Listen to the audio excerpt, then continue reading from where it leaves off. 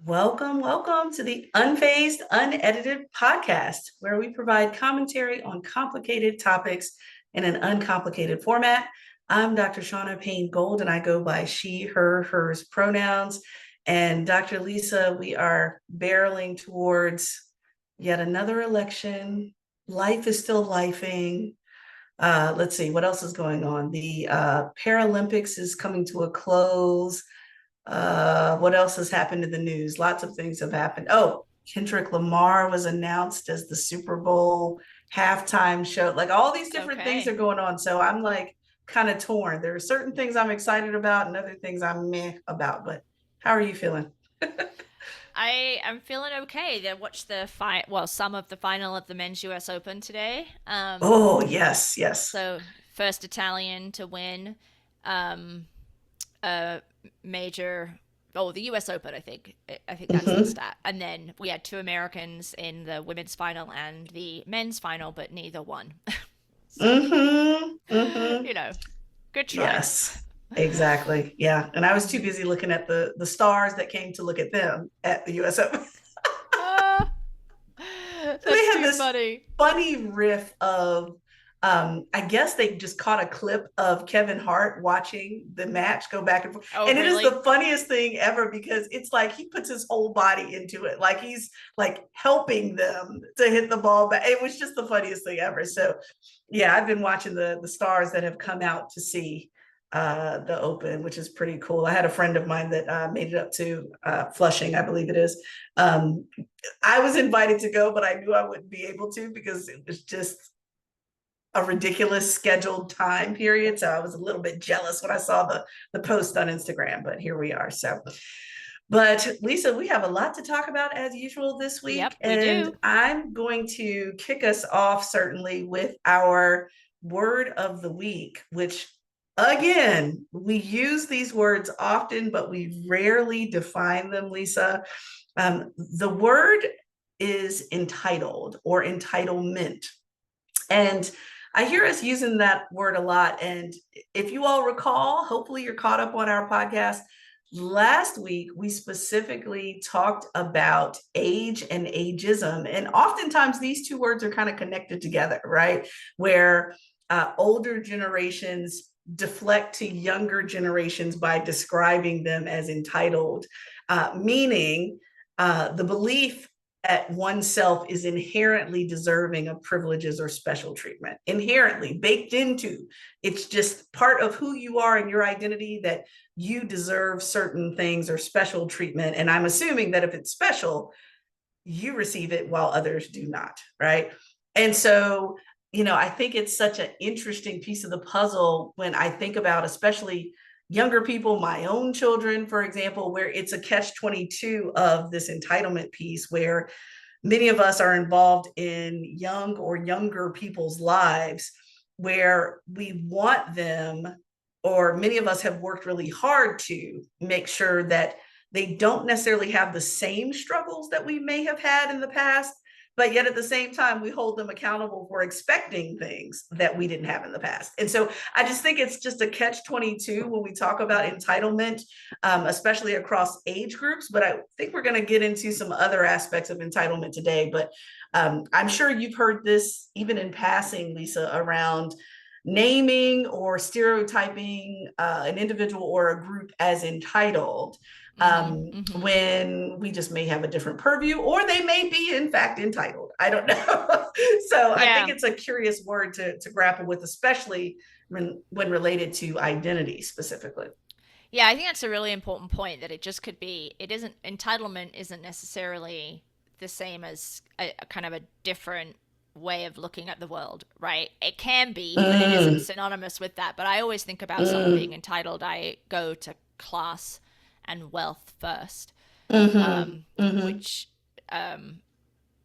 that may be fair or not, right? I'm sure there are affluent people who do not operate or roll through the world as entitled people, but Mm-hmm. that's kind of where I begin, and then it goes from there.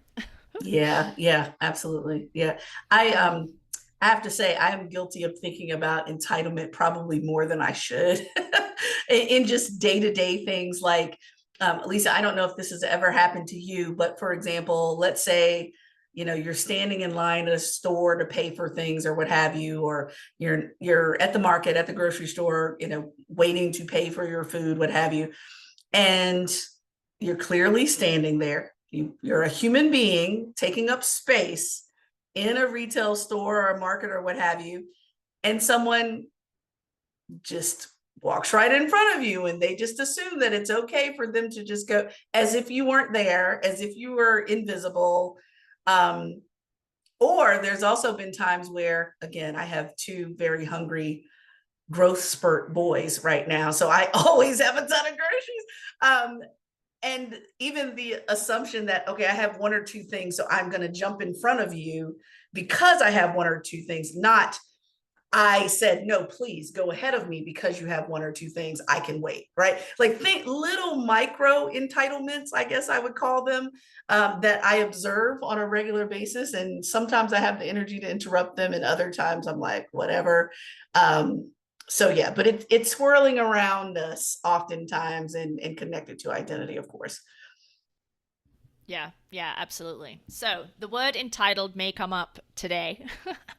A few times. um, a few times, but it's certainly something we talk about a lot. So let's jump Mhm. into the first phase. So what we're going to riff on today or talk about in this first phase is this idea of certainty.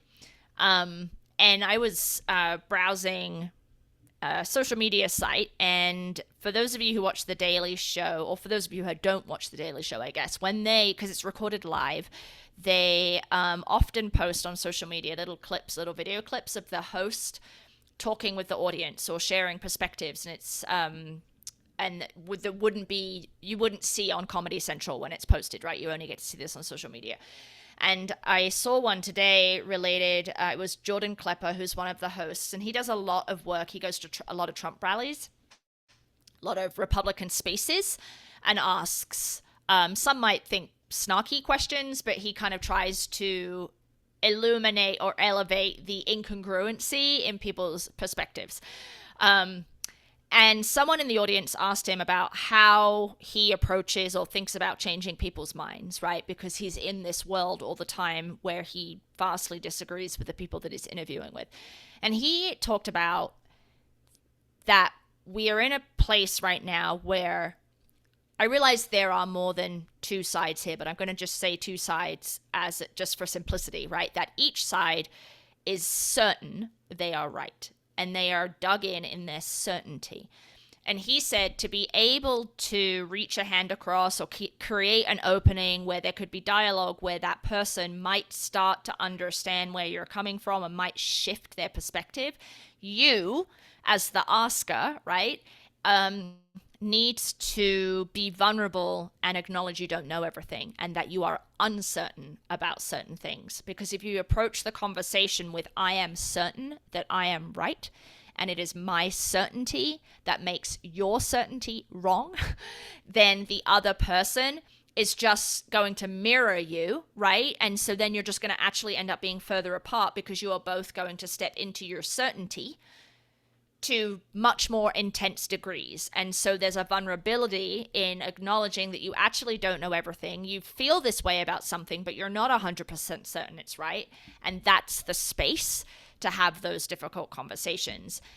And so this is not a new argument, I suppose, or a new perspective, but it was the way he framed it around certainty, and that the vulnerability comes with us acknowledging we are not 100% certain about everything all of the time, and we can't be, and no one can be. And to say that you are is problematic. So I thought it was just a really interesting way of thinking about how do we have those difficult conversations with people we love, right? Because it was framed around family members. So I don't know what your thoughts are, Shaunna, after me explaining that and using that language of certainty, how that resonates with you or does not resonate with you. Yeah, yeah. No, it's an intriguing concept that I really want to kind of grapple with because of all the work that I do pretty often, especially in regards to dialogue and inviting people into conversation, right? And I know you're specifically talking about family, maybe loved ones and so forth.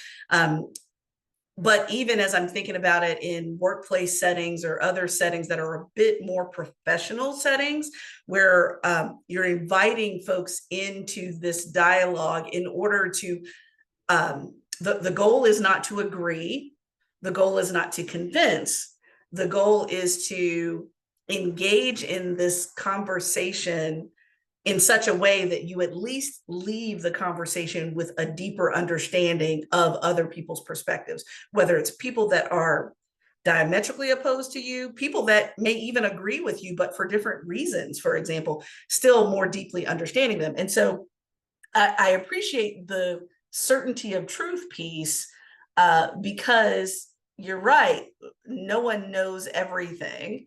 And at the same time, it's also kind of anti-intellectual as well, because there are some individuals who do, in fact, know more about a particular topic than others.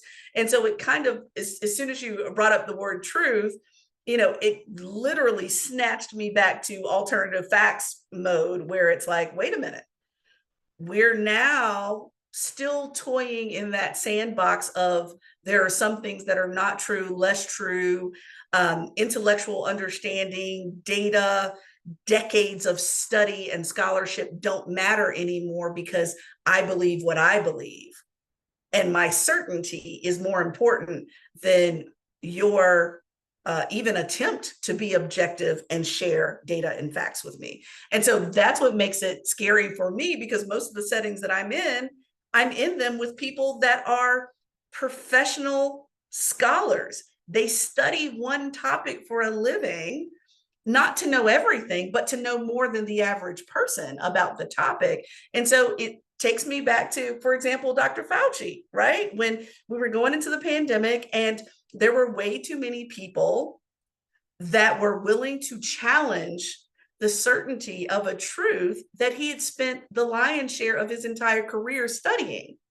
I'm sorry, but your Google search cannot compare to a gentleman's degrees, experience, and decades of work on one topic his entire life. And so, I think what scares me a bit is when I agree that yes, there needs to be a level of humility in knowing that even those of us that have studied, and we have one area of specialty, we only know but so much, but that so much is still more than the average person. That's number one. But then number two, it requires a certain level of humility to even go there. And forgive me, y'all, once again, I'm bringing up a lot of history here, but for someone like me of African American descent, where it was literally illegal for us to be able to read and know certain things. And now that I'm in this group, especially across, Americans, when you look at our demographic, African American women are the most educated sub demographic in this country. And to constantly be challenged on what we know or what we don't know professionally, whether it's in a family setting, whether it's not, some of us are not willing to take that stance of humility. And so we decide that the convincing piece is not a necessity for us. It would be nice, but the amount of energy that I have to expend, because I already expended centuries of my lineage of even getting to the place that I could know things. And now that I do know them, I have to convince you that they're true.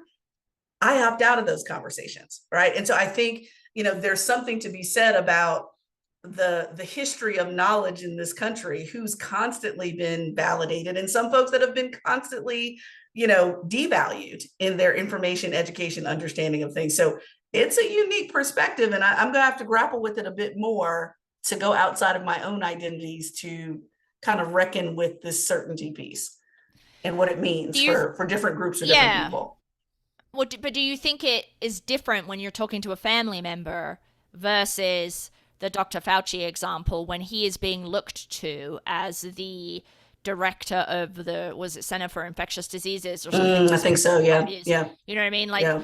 me Mm-hmm. going into a conversation with a family member saying, I am right about everything and you are wrong about Mm-hmm. everything, and I am now going Mm-hmm. to endeavor to convince you of the fact that I am right and you're wrong. I think that's what the piece is there, is not to dismiss academic knowledge or life knowledge, but rather to, well, to use your word, to have humility when engaging with a family member or a friend that, like, so, like, I think these policy solutions are good, right? But I'm not 100% certain that they will work. But I think that they are better than the other person's policy solutions, right? That Yeah. versus I 100% know that they're going to work and you're stupid for not understanding that. Now, hold up. Now, there you go. I love what you just said around that. Is again trying to skirt. I don't want to tone police, but yet at the same time, the way that it's presented to that family Right. member also makes a Yeah. difference, right? Yeah. Yeah. Because there's sometimes, because I've been in those situations with family, friends, loved ones before, that of course, because of the knowledge that we actually do formally have on certain things, it's the assumption that we're taking the posture of we know everything, when actually it's like, no, I don't know everything, but based on what I've read and self-educated myself on, this is what I think. I think similar to dialogue, it goes back to how much weight do we want to put on the convincing piece of things, and also how much weight do we want to put on the relationship preservation piece of things, right? Right. So because Right. remember, I Mm-hmm. think it was last week where we talked about like family estrangement and so forth.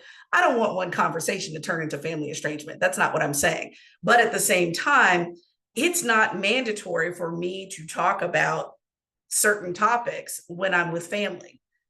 And so making those conscious choices, or if a family member brings a topic up, making those conscious decisions on whether I'm going to engage on that topic or not, Yeah. Yeah. in such a way that, I have family members that are extremely certain of certain things that I am diametrically opposed to. And Mm-hmm. in order to not choke on the Thanksgiving pie in November, we don't talk about it.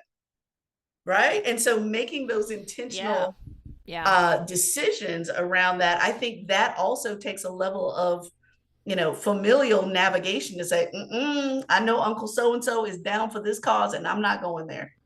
I want to have a Right. pleasant holiday. I want to have a pleasant family reunion. I want to have a pleasant what have you. And it will not be pleasant if we go there. So I'm making the conscious decision to, number one, not engage. Number two, not risk even the moment, not even the relationship, the moment to do so. And even if I did risk those two things, I still may not convince them to think differently. So how much am I invested in all three? I'm going to tear this whole family reunion up for somebody to believe my perspective. Mm-hmm. Eh, So, okay, let me ask you this. If you're even, you want to engage in a conversation with someone who has a mm-hmm. different opinion than you, right? Let's assume that this person is someone that you know and someone you care about. Yeah, yeah. Um, and you approach the conversation with humility. And Mm-hmm. you're, can you do that without any semblance of convincing? So you come at it with, I'm not the expert in all the things, right? I Right, right, recognize right. that you have a life experience that is different from mine, right? Mm-hmm. But the impetus to engage, because this isn't a professional dialogue, right? Like, Mm-hmm. is there always that is there always that kernel in there that Mm-hmm. no matter how you package it, you're Mm-hmm. still ultimately trying to change that person's mind? No, not for me. Okay. No, not for me. I'm not. There is no kernel of wanting to change that mind. Um, Now, maybe trying to further understand their logic, yes, but any semblance of changing the mind, absolutely not. Part of it is because in my opinion, my family probably is a bit smaller, and I don't want to risk the relationship with them. But at the same time, I feel like now I wouldn't be able to do this probably 20 years ago, but I feel like I'm at a place and space in my life, personally and professionally, where I could ask a question without it necessarily being leading towards I'm trying to convince you to my side. Mm-hmm. Mm-hmm. And that's what's tough, is can you ask that open-ended question about someone's perspective or experience about something without leading them to to any end game that happens to be on your side. I'm not sure most people can do that. And sometimes it's tough for Right. me. So that's the Yeah. key is, can you do that? So for example, when I go home, again, my family is in Southern Virginia and so forth. We noticed this the last time I was at home. Almost every ad, like while you're watching the news, almost every ad was a 45 ad, right? And so there's certain things about gun law and certain things that I don't agree with, but my family does agree with. And so I can ask them a question. Hey, I just saw they keep running this ad about 45 in the NRA. What do you think about it? And they'll share with me what they think about it. Right. And then I might ask a follow-up question. Okay, so given that perspective, how might it play out if he actually does get elected? And they tell me this is how they think it's going to play out if they get elected. I've not once asked them a question of, well, leading them back in my direction. Well, no, there's no way that's going to work. You have to prove to me that's going to work. No, I just asked an open-ended question. In your mind, how does it play out? Okay. That open-ended, more neutral question, those questions are very tough for most people. But what's your intention of asking those questions? The intention is to understand the logic, not to agree with the logic. But why do you need to understand the logic? I don't. I don't. That's why I don't ask those questions in real Okay. time. I can, but I don't. That's my whole point with Right, this. right. I don't engage in most of those conversations because I don't usually want to know their logic. Right, But if right, I right. did want to know family's logic, I could ask those open-ended questions without leading them in my direction. Yeah. Well, don't you think it's a big deal that kids are still getting shot up and killed in schools? Like, yeah, I could ask those questions, but that wasn't the hypothetical. The hypothetical was, can you ask a question of folks, of family members, from a perspective that is not your own without Yeah. convincing them? I Yeah. could do it, but I choose not to. Yeah. And Yeah. so having that freedom of choice around how much comfort do you have around talking to folks that are extremely certain without leading them to your side of whatever topic? Right, right. I'm just thinking it's a skill that most folks don't have and don't want, frankly, because Yeah. we're built No. on a society that's very much around debate and convincing, persuasion. Yeah. Yeah. It's Yeah. just very unique to our country. It's hard for people to have a conversation without it turning into a tennis match of, Yes. I believe this. Well, why do you believe that? Well, why do you feel this way? I feel like Kevin Hart now. Why do you feel this way? Why do you feel that way? It's something that we actually pride ourselves on as part of American culture. Like I would be interested to know when it comes to like presidential uh, campaigns and so forth in other countries, how many of those build themselves upon debate like the US does. It is part of the fabric of this country. To Lincoln Douglas debates have been here forever. I just think it's something that we as the average folks it's hard for us to get away from too. Like, have you ever engaged in a conversation with someone and you realized that you showed up to a debate and you weren't debating anything? You were just Yeah. asking an open-ended question. It's like, Yeah. wait, I'm sorry to even, because the Yeah. asking of the open-ended question is seen as offensive Mm-hmm. because they're certain that you're trying to convince them of something. So Yeah. how Yeah. do you Yeah. That's win a good that point. volley? Yeah. Yeah. The way I kind of, not that I want to win, but the way that I feel comfort and can put my head on the pillow at night without stress is intentionally choosing or not choosing conversations, because depending on the other person, simply asking the open-ended question is an affront. Mm. Mm-hmm. Right. So I have to guard my energy on those types of things. Yeah, Yeah. yeah. Okay, this is great. This is good things to think about in terms of whether it ultimately even matters if you don't have certainty. How and why you're approaching the conversation, and whether you even should, I suppose, are the questions that come before that. Yeah. So, all right, let's Yeah. let's let's move into phase two. So, Yeah. Yeah. So what do you look, got for us? Lisa, let me tell you, there is no shortage of travel stories these days. So again, Lisa and I have told y'all listeners that we have been traveling back and forth to Dallas quite a bit to work with a client. And what I think is really interesting was the last flight that I had back to BWI from Dallas Love. It was on a Southwest flight, and as y'all know, Southwest flights currently have open seating. They won't for very long. It's going to change in 2025, but for now, open seating, first come, first serve. And so we'd all boarded this plane and just about ready to, close the door and get ready to take off. And a family shows up. It's obvious that they have rushed there because, it looks like the dad is sweating. Somebody's holding a baby. They got another little one. So a family of 4, right? And they show up, and the flight attendant comes over the intercom to ask if anyone would be willing to change seats because they have a family with 2 young ones, and they would like to sit together. And they even said something to the effect of they're coming from a connecting flight, right? Now, the many times that I've flown with Southwest, the thing that I do know is at the beginning, when they start boarding, they invite people who may need assistance with boarding the plane, family members, active military. There's certain groups of folks that are invited to board first. So my conclusion here is that if they had been there, then they would have boarded all together, first come, first serve. But because they don't fly the plane, the connecting flight was running behind. And so they were one of the last few people to board the plane. 2 gentlemen who seemed to be traveling on their own graciously, stood up and said, "Hey, I have no problem switching. Not a big deal. Please take my seat. It's fine." And then we just moved forward, and it was an uneventful moment.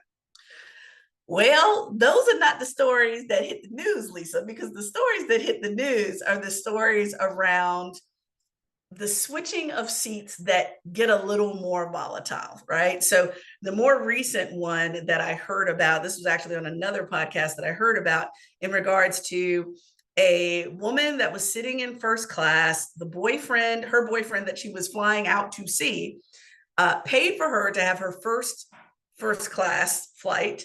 And this couple that was in the back, one of them asked if they could switch seats with her so that they could sit together. And so the person that had the boyfriend that paid for them to sit in first class would then be back somewhere else, right? Clearly not in first class.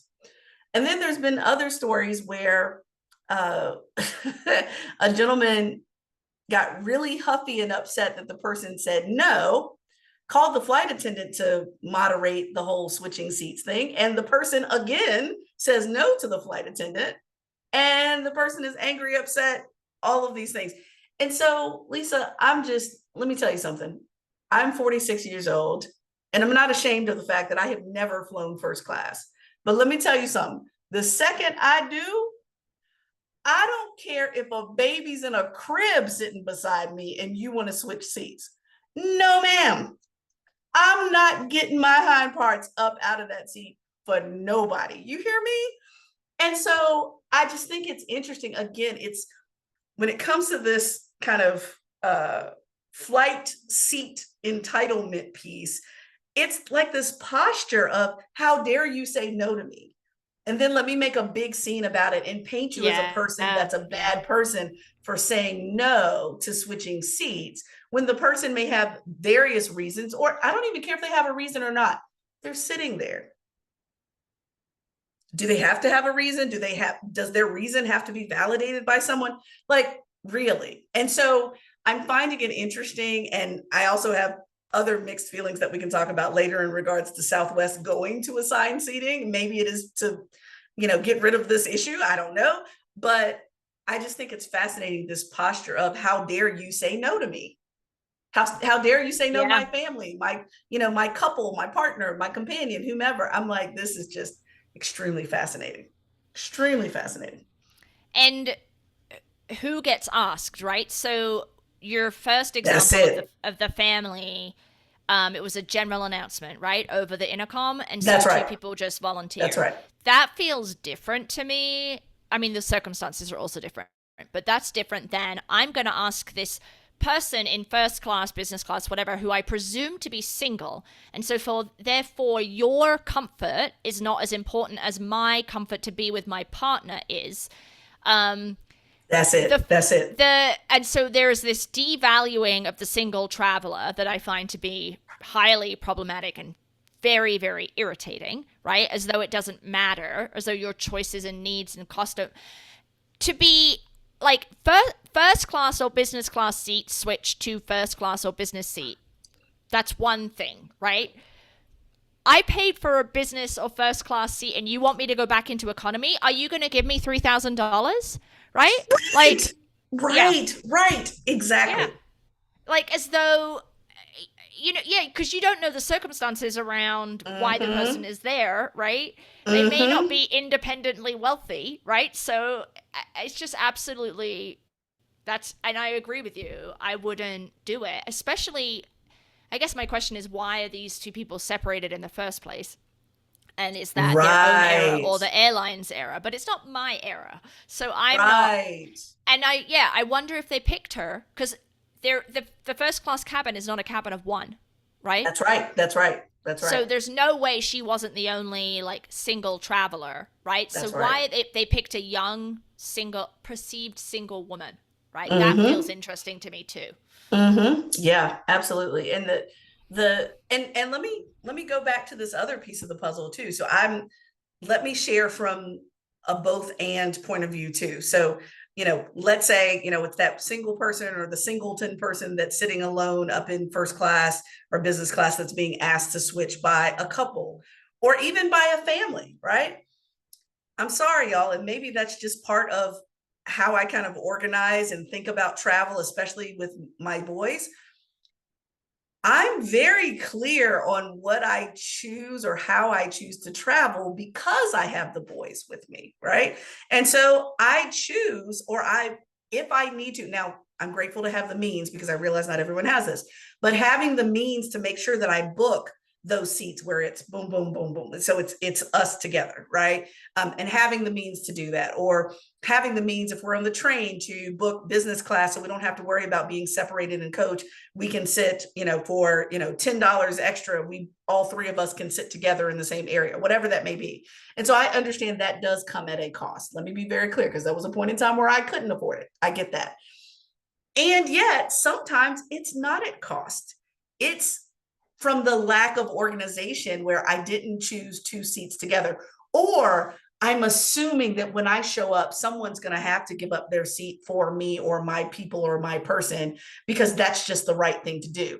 Maybe that's there, going back to what we were talking about in the first phase, that might be your certainty of truth that you're only a nice person if you are willing to move your seat versus what you and I are saying, which is, no, I'm a nice person that may have worked really hard to afford this $3,000 seat that I'm sitting in. And so I'm not going to change because I have a right not to change. And there's no policy in any that I've seen at all that says for any flight or any airline that one must move. The only exception to that is if you are unwilling to follow protocols for an exit row. Beyond that, there's nothing that requires Lisa, the perceived single person that's flying in first class, from getting up for her seat for a couple or a family or whomever. There's nothing that requires that. And so that value laden piece of, you're a bad person if you don't do what I'm expecting you to do. Yeah. How about, you're a Yeah. bad person for asking me because I worked hard for this seat, or it was a Okay, gift so or whatever. what about this? Like, you are on the Southwest, right? And you know how people, they sit in the window and the aisle, and their middle seats when it's are often the last seats to go, right? Yes, And yes. then Mm-hmm. someone comes up to you, randomly chooses you and asks Mm-hmm. if you could take the middle seat so they can take the aisle seat. Mm-hmm. Um then what do you do? I'm sorry, I can't do that. You're welcome to sit beside me if you like. Okay. No, I'm not. First of all, excuse me, y'all, but I pee a lot. So you don't want to be bothered by me. Actually, I'm actually helping you out by sitting in the middle, in my opinion. But no, but you're welcome to sit in the seat beside me if you like. Yeah, okay, But, so but you wouldn't even shift one seat to the left or no, to the right to no. no, Okay. no, not at Okay. all. No, mm-mm. Would not, would not. No, and I know there's a whole cadre of people that'll be like, "Oh my goodness, Sean is a bad person." I'm okay with that label. I'm okay with that. Everybody on this flight is privileged to even be on this flight. That's Right, my right. first take on all of it. But the second piece is, again, some people have paid or they organize their life in such a way that they would have the opportunity to sit where they like. I'm one of those people, again, forgive me for being like trying to at least be organized. I do set my alarm on my phone to make sure that I check into that flight so that I can have a opportunity to get on the flight, or a B, or at least a high B to get on the flight, so I can have some options. Right, right. So, or if I have the means, or if I'm traveling for a client that's within the budget, yes, I will pay the extra for that so I can pick where I want to sit. But again, the presumption that someone is a bad person, or Yeah, someone yeah, is less valuable, or someone is intentionally targeting and being mean to you because they're choosing not to give up what they earned or what they organized their life around, that value piece is something else. Like, I think yeah. that's where the entitlement comes in. Yeah, I think this whole conversation is around who gets labeled a bad person for saying no, or who gets asked to move in the first place. Oh, Um, yes, yes, yes. yeah, and then the Mm-hmm. person who doesn't get their way, how do they then respond, right? And there's a Mm-hmm. whole lot of identity intersections happening there, I think, but we don't have the time to go into all of Yeah, that. yeah, yeah. Well, now I will say I have, this was a few flights ago. I know and understand how painful it can be. Adding one more identity real quick. I understand how painful it can be for people who are heavier to fly, and Mm-hmm. oftentimes they find their seat, what have you, and they'll sit there and they'll be almost a little bit sheepish about people not wanting to sit beside them because they feel that maybe it's going to be too cramped, or this person is going to judge me or feel uncomfortable around me.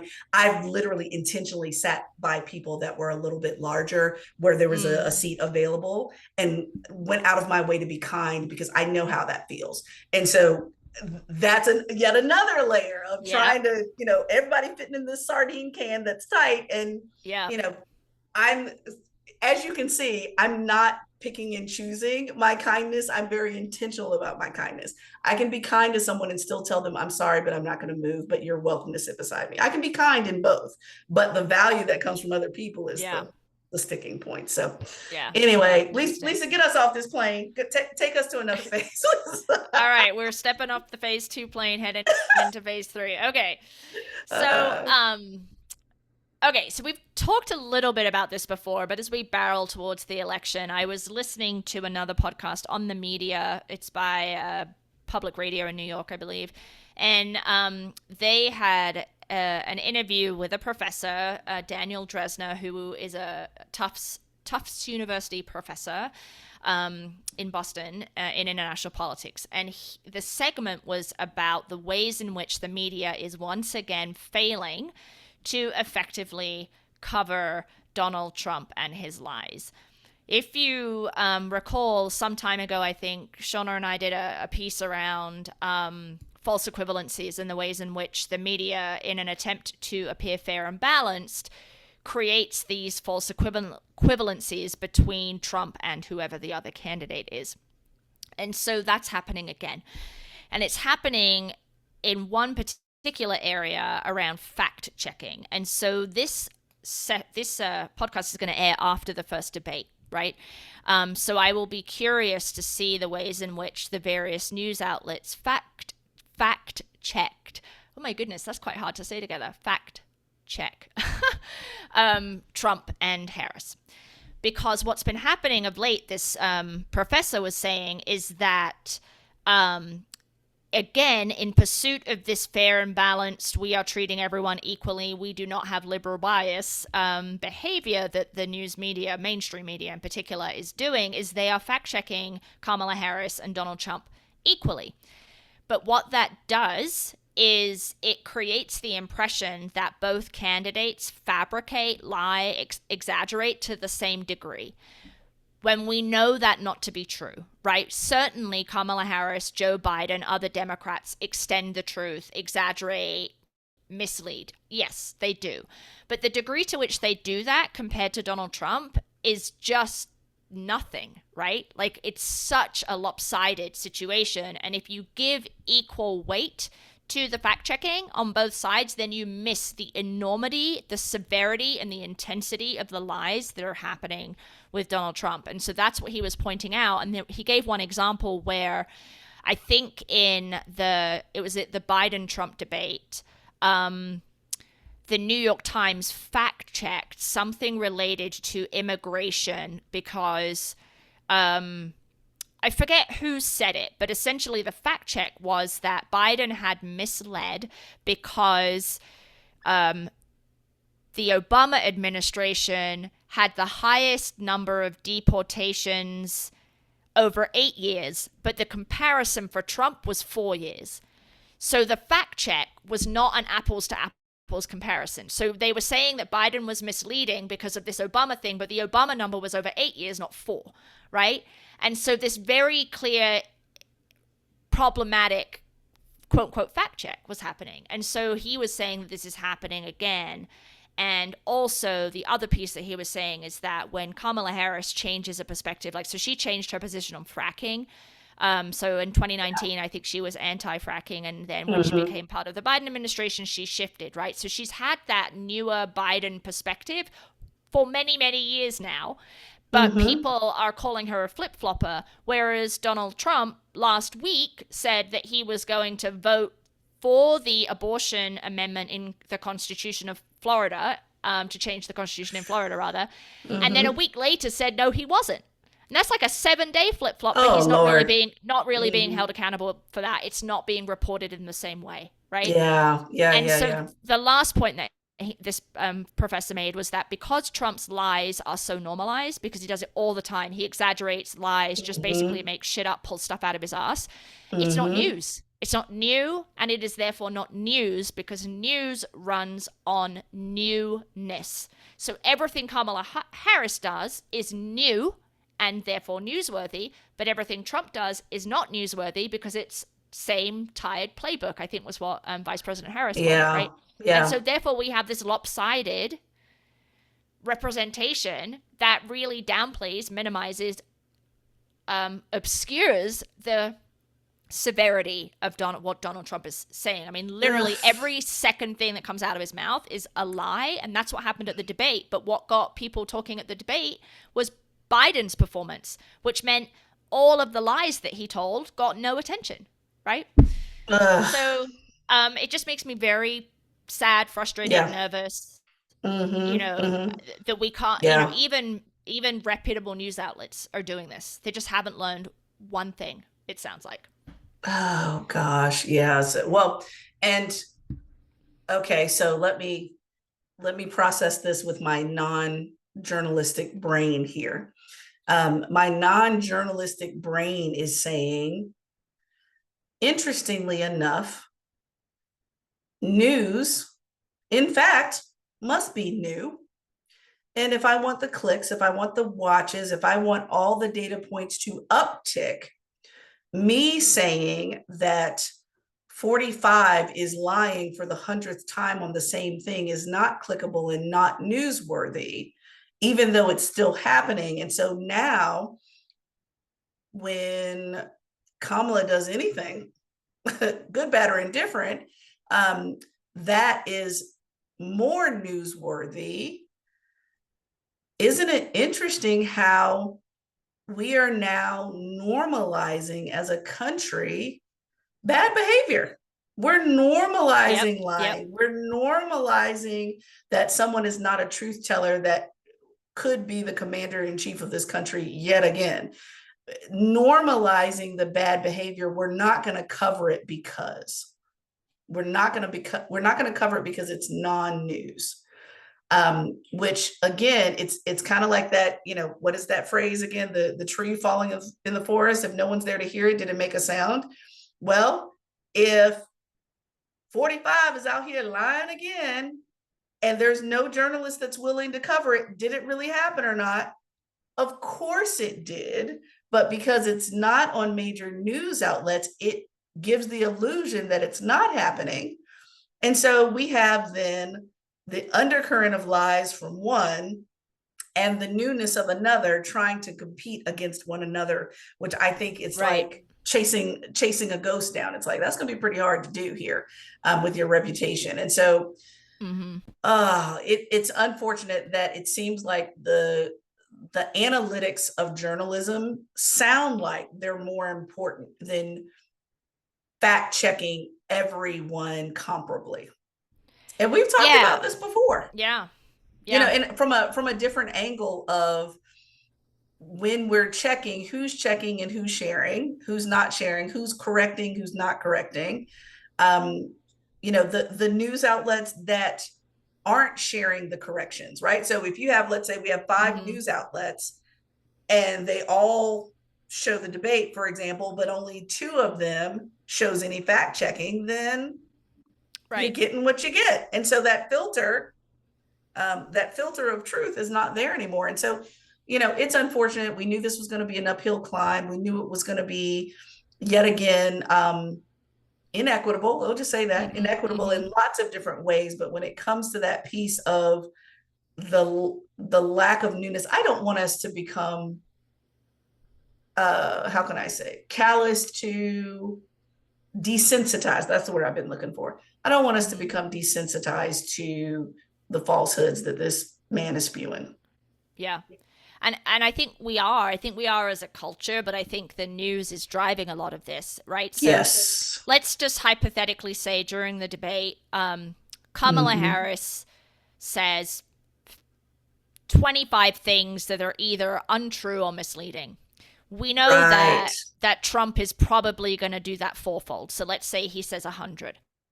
They won't, what this professor is arguing is the way that that will then be represented is it won't be here's 100 things that were incorrect and 25 that were incorrect. It'll be like 20 and 20 or 25 and 25, right?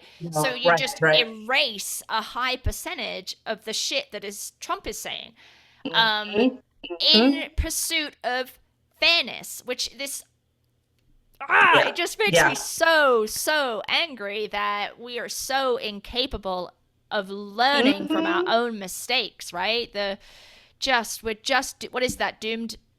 I forget. You're doomed to Doomed to repeat. repeat history, I believe. Yeah. Yeah.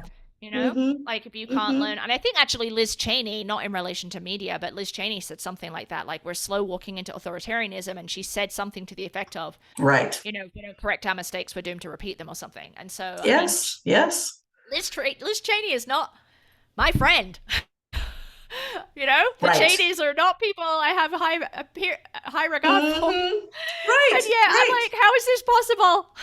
Oh yeah. Oh yeah. I saw something on Instagram that Cheney was specifically mentioning the risk to democracy specifically if he gets elected. So I'm like, whoa, okay, this is real interesting because I'm not a Cheney fan either, but there's a whole Yeah, lot of truth to what he's saying. I'm like, yeah, of course, because he was railing against the whole, basically trying to completely upend the entire election right. in and of itself. So yeah, I mean, people are reading right through that, but how much voice do they get? How much coverage do they get? Mm. And I think it just I think this belief that if you highlight 100 lies that Trump has told and the 25 that Kamala has told, then you're going to open yourself up to critique that you're biased. But that's not biased. That is reporting the facts of the situation, that there were Right. 100 lies to 25 lies, right? Like that's what's Mm-hmm. not happening. And so there's Mm-hmm. just this fear among most mainstream media outlets that they're going to be accused of being biased, so they don't report the Mm-hmm. lopsided facts. The Right. facts are things are lopsided. Like that is Right. the truth, quote unquote, right? Right, right, right. Yep, yep. No, I was looking for that. So Cheney, Cheney specifically said, "quote In our nation's 248-year history, there has never been an individual who is a greater threat to our republic than Donald Trump." He goes on to say he tried to steal the last election using lies and violence to keep himself in power after the voters had rejected him. And, referring to January 6th. And so, given this, again, he's talking about the seriousness of the moment And Liz Cheney goes on to talk about that as well, the seriousness of the moment.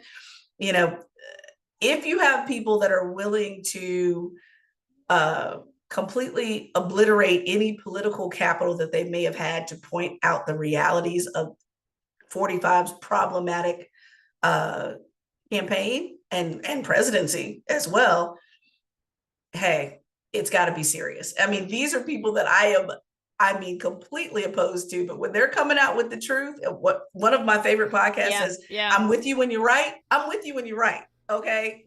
I'm Yeah. with you when you're right. And so, given that, I think again, you've said it more than once, and we just need to say it one more time for the road here. Pay attention to the media that you are consuming. Mm-hmm. Pay attention. Now, there's not going to be a perfect one, but pay attention to what you're consuming. And trying to diversify that. You and I've talked, we've had plenty of Yeah. conversations of how Yeah. do we diversify what we're taking in. So I think this is just another call to do that, Lisa, Mm-hmm. to Mm-hmm. diversify our media outlets and social media, all of those things to make sure that we're hearing from different angles, Yeah. some of the Yeah. same information here. So, yeah. Yeah. So, Absolutely. All all right. right. Well, look, this was a fiery one today. Fiery. We didn't anticipate for it to be fiery, but here we are. So let me wrap us up, Lisa. Listeners, please make sure that you share our YouTube link where you can find us at Unfazed Unedited with brackets around un. Please find us and follow on Apple Podcasts and Spotify. Instagram, of course, at Unfazed Pod. LinkedIn, of course, at Unfazed Pod. And you can always email me questions, comments, thoughts at info@unfazedpodcast.com. And if you forget all of that, just go to our website, unfazedpodcast.com, where you can access all the new and the old shows. Lisa, I cannot believe we are at 160. Yep. Incredible. Yep. I was reading something that said that most podcasts don't go over maybe 20 or so. Oh, wow. We're Wow. doing pretty doggone good, We're doing Lisa. pretty good. Yeah. Pretty good. Yes. So if you like this week's episode, again, like, subscribe, leave a review, share this with your friends or coworkers or others in this phase of your life. So, Dr. Lisa, until next week. See you next week.